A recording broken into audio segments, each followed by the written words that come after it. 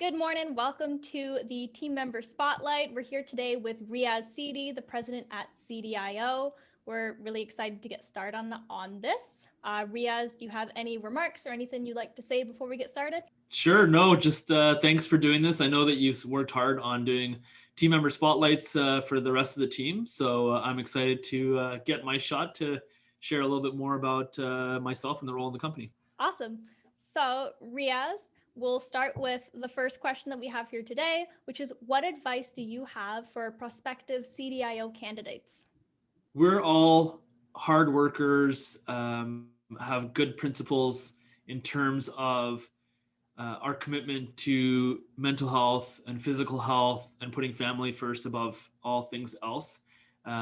We don't like to micromanage or kind of get too deep into anyone's business because ultimately, if you have the right passion and you bring the right energy, you won't feel like you're working. You'll feel like you're contributing to something great and amazing and doing right by our clients. And ultimately, our goal at Cdio is to connect our clients with their customers, and everything stems from that philosophy. So, as long as you're contributing to that part of our business, which is connecting clients with their customers, and joining in the team, having a great positive energy, and being a team player, then those are some of the things that I would say about being a good candidate on our team. Awesome. Thank you, Riaz. So, in terms of Cdio, if you had to pick 3 words to describe the company, what would those 3 words be? It's interesting. I was asked that recently, and I think I don't recall the exact answers I used there, but I'll try and paraphrase. So, action would definitely be one. I firmly believe that if you're not moving forward, you're moving backwards. If you're not growing, you're shrinking. So, we always want to kind of be action oriented and moving things forward. The second would be patience, right? So, although we're using action in everything that we do in connecting our clients with our customers, there's also a bit of patience that's required.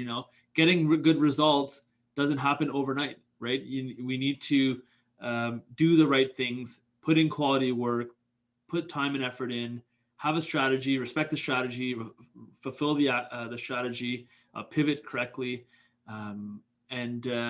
So I think patience and having patience is important with marketing, but also being action oriented and also knowing when you're being too patient also is another kind of thing to be cognizant of.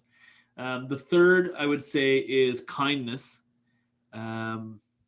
I think we're all a collection of nice girls and guys that don't finish last, right? We want to do good by others, and we don't believe that kindness needs to be in conflict with growth.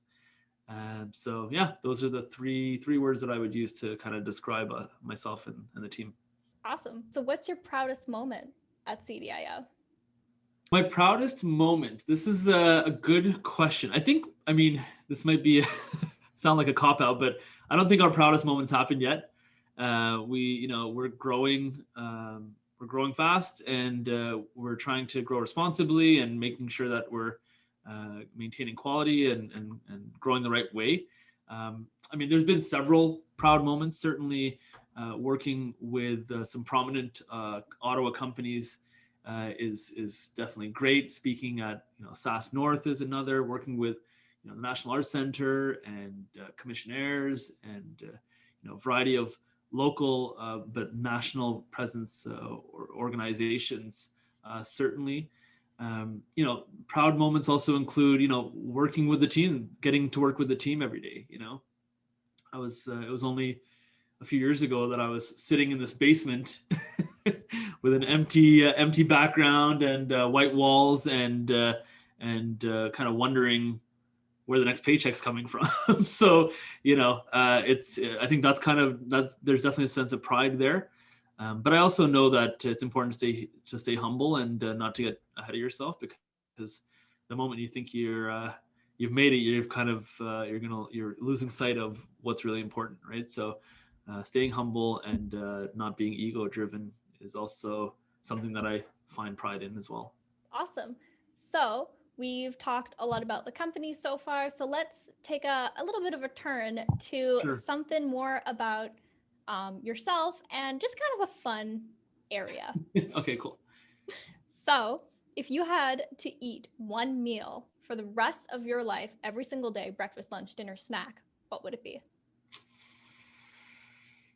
That's hard because there's a few that kind of stand out. So I love chicken Caesar salad. So that would probably be like my go-to, chicken Caesar salad, or like soup and sandwich, soup and salad type of. I really like lunch. I don't know. I like lunch food. So chicken Caesar salad, soup and sandwich, that type of thing. And then of course I couldn't. I know you said one, so I said the one, but honorable mentions include certainly my mom's samosas, butter chicken, like any Indian food that my mom makes. I like lasagna. I like pastas. I'm a big pasta lover. Maybe to the detriment of my stomach. But yeah, so I think those are kind of some other honorable mentions. They're good. I like those because you can like mix them up too. It's like one kind of pasta. It's not just one kind of pasta. It's multiple pastas. So you kind of broke the rule there. Exactly. So what kind of food do you like lunch? Lunch food is the best. Sorry, hit my mic. If you had to write a book about yourself, what would the title of that book be? It's a good question. If I had to write the title of a book, or I'm sure I'd write a book. So let me think about my life a little bit in terms of,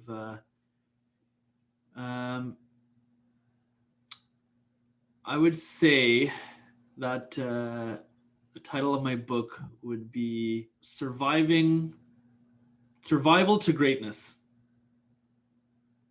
Survival to Greatness. And what would the synopsis on the back of that book read? I mean, without going too deep, like I've definitely had some challenging and some may say traumatic experiences throughout the first half of my life. And, I have no regrets because that the things that I've experienced and the challenges that I've had to go through have shaped the person that I've become, have made me as hardworking and as responsible. Certainly my wife has helped me make me responsible too, but certainly those challenges and feeling like in a constant state of survival mode, that people that feel like that or go through those types of situations, it can kind of go either way for them, right? They can succumb to the pressures of adulthood when they realize that they're not ready for it, or they can take the steps to be committed to lifelong learning and self-improvement and self-care. And certainly do those challenges from earlier in my life come back to haunt in some ways? Yeah, for sure.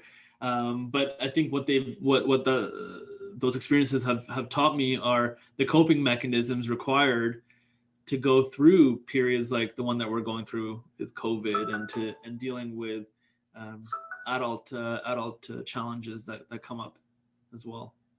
Nice. Okay. So excellent answers. We will move forward to the next question that we have here, which is, what celebrity do people say you look like? What celebrity? Sorry about the notifications there. What celebrity do I look like? I think that's hard to say. I don't no, to be honest, no one really says I look like anyone. I've always thought that I had a bit of like, if I was bald and like had like powder makeup on my face, that I might look like a Dr. Evil. I might have like a little bit of a Dr. Evil face, but let's just go with one of a kind. Let's just go with one of a kind.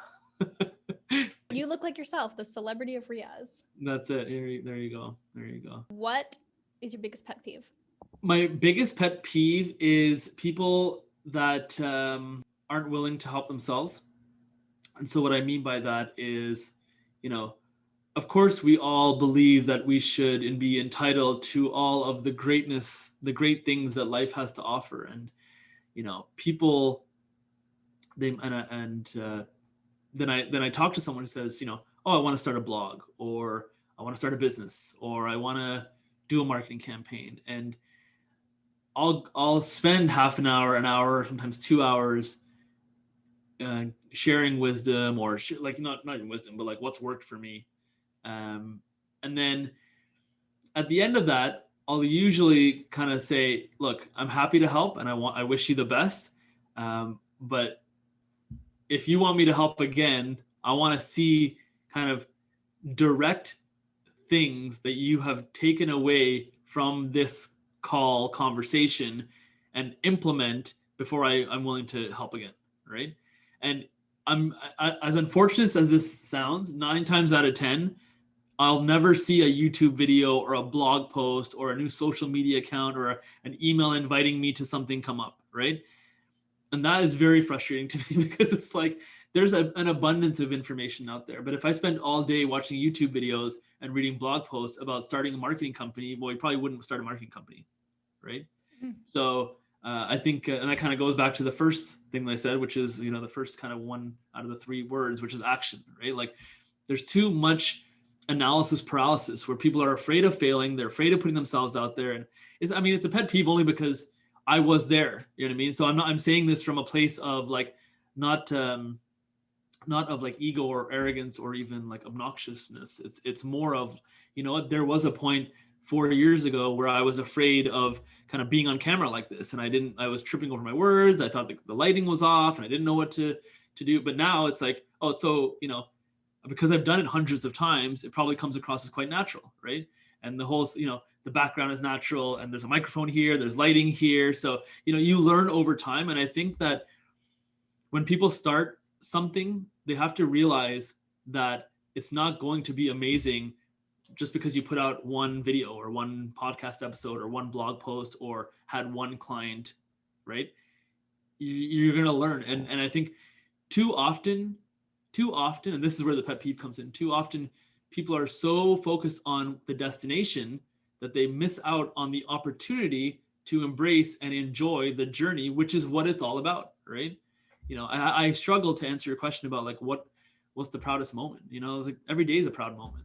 Doing this is a proud. Like the meeting before I was proud of, right? Like the notifications went off. I'm proud that I'm busy and that there's notification, right? So I think that I think maybe that's, I know it's a long-winded answer, but to take a step back, I think my pet peeve is really that there's too much focus on the destination and not enough on enjoying the journey.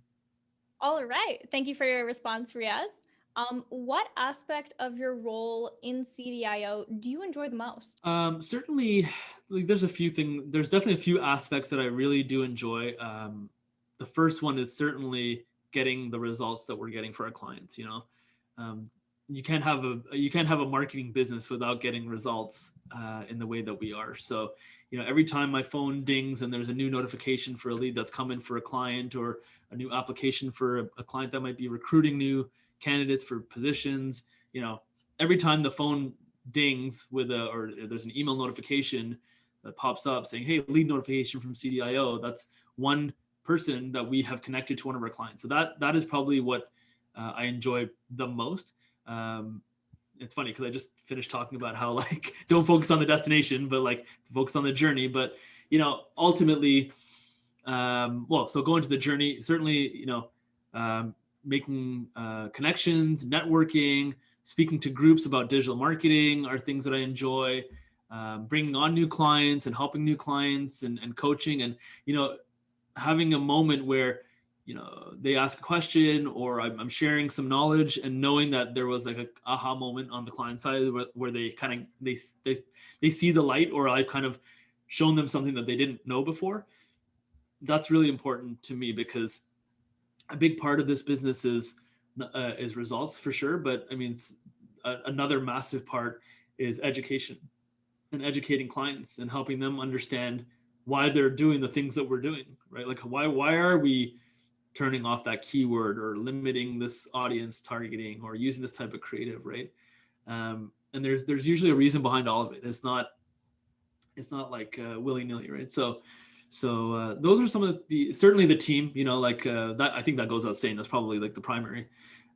Working with the team, learning from the team, coaching with the team, mentoring others, helping young professionals to avoid some of the mistakes that I've made so that they can, be better faster than I am, and then hopefully help future generations to do the same thing, right? I think that's really important too. So I know there's a lot there, but there's a lot that I'm excited about, certainly. Awesome. And that will bring us over to the last question that we have for you today, which is, what is the number one thing on your bucket list? The number one thing on my bucket list, I think, given with COVID going on, is definitely going on a vacation. Like, I want to go somewhere. I want to go to a beach and I want to lie on a beach, right? And I know that's probably not going to happen for another year still, but that would be definitely number one on the bucket list at this point. Would this beach be in Costa Rica? Pardon? Would it be in Costa Rica? Possibly, yeah, possibly. That would be if the entire team's in Costa Rica, that would be awesome. So I actually lied. There is one more question Okay. that we want to ask you today for this team member spotlight. Sure. And that would be, what's one question we didn't ask you during this team member spotlight that you think we should have asked? And what's the answer to that question? Oh, that's a good question. So, what's the question that you should have asked me? I guess the question that you should have asked me would be, what advice would you give to someone who is starting in their career or in business, or like to grow, to launch and start I guess, successful business? I mean, successful is a relative term, but I think things are going all right. And the way I would answer that is to share that regardless of whether you're in a career or starting a business, we are all in sales. And I know sales has this kind of negative connotation. People don't like being salesy. And the reality is, a sale or selling something is really just providing a copious amounts of value in exchange for money, right? It's all relative, right? It's all relative, right? The perceived value of something is often misunderstood, right? And I think if you can get a good handle on the value that you're bringing to an organization or to your clients, if you're starting a business, and make it so irresistible, the value that you're giving, then it won't feel like you're kind of selling. And it doesn't matter whether it's, you're building a campaign, you're interviewing someone for a video, right? If you're writing a blog post, if you're, laying down carpets or changing, window shutters or whatever it is that you're doing, there's a sale involved, right? Whether it's even, dating someone, right? So I think I think that's the first piece of advice that I would give to someone starting out in a career or even starting a business, which is be comfortable with sales, get used to sales, because you're always selling. I'm always selling, right? I'm indirectly selling to, anyone watching this right now, as to like that they should still be watching this and continue to like engage with our brand, my brand. I'm selling the vision to our team in terms of, this is where we are now, this is where we want to get to, and these are the things that we need to do, and making sure that everyone buys into the fact that the things that I'm thinking that we should be buying into or doing are the right things. And then also listening to the team to make sure that I'm not leading us astray either. Clients, certainly always, we're always selling clients in terms of every time we talk to someone, it may not be selling them on a new contract, but it may be selling them on an idea, or that we should stop doing certain things. Or, oftentimes clients will come to me and say, should we put an ad in this magazine or something? And, you have to really evaluate what's in it, what's the best course of action, not what's just good for you, right? And I think a good salesperson is very honest. They won't just make it about them or trying to sell their thing. They'll lead people to the right solution, right? And they'll say no. A good salesperson will say no to a sale if it means that the client is going to get a better outcome, right? So, and there's been many times where I could have taken the money and run and say, oh yeah, let's do 25K on this ad campaign over a year, and so very often what's happened is I'll say, you know what, I don't think this is the right time in your business to be investing this much money into this. You should kind of pause. And more often than not, that same person will be thanking me a few months later and referring clients to us, right? So so just keeping it honest and ethical, and doing long-term growth, not trying to get the quick wins, and also always kind of be in sales mindset, that you're always trying to provide value to others, and things will come your way. Awesome. Thank you so much for your time, Riaz. It's always a pleasure talking with you. Did you have anything you'd like to add before we end this interview? Nope, just thank you for doing this, Ileana. I know you've worked really hard on the team member spotlight, so I'm looking forward to seeing what you come up with this one. Awesome. Thank you.